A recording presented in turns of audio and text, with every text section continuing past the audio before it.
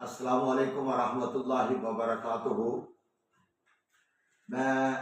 आपके सामने हज़रत बिलाल हबशी रज़ी अल्लाह अन्हु की शान में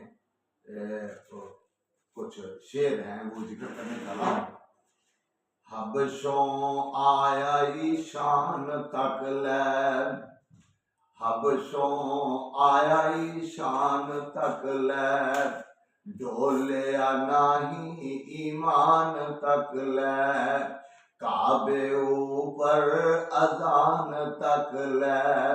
आका पुछ दे जन्नत अंदर, चलदा कौने होर पिया, चलदा कौने होर पिया, चलदा ए जमीन दे उत्ते जन्नतां दे विच शोर पिया, काले रंग दा जमाल तकियाई, काले रंग दा जमाल तकियाई, हबशे दा लाल तकियाई, जिसने सोना बिलाल तकियाई, आका पुछ दे जन्नत अंदर, तुरदा कौने होर पिया, चलदा ए जमीन दे उत्ते जन्नतां दे विच शोर पिया, हशर दिहाड़े अर्श दे थल्ले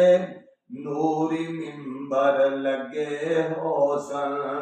अजाना देवन वाले सारे,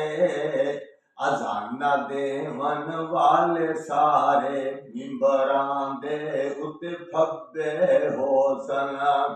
बिलाल होसन विच विचाले, अगे ते सजे खब्बे होसन, चलदा कौन जमीन दे उत्ते जन्नतां दे विच शोर पिया,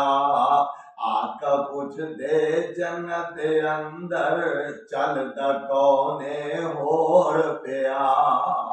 चल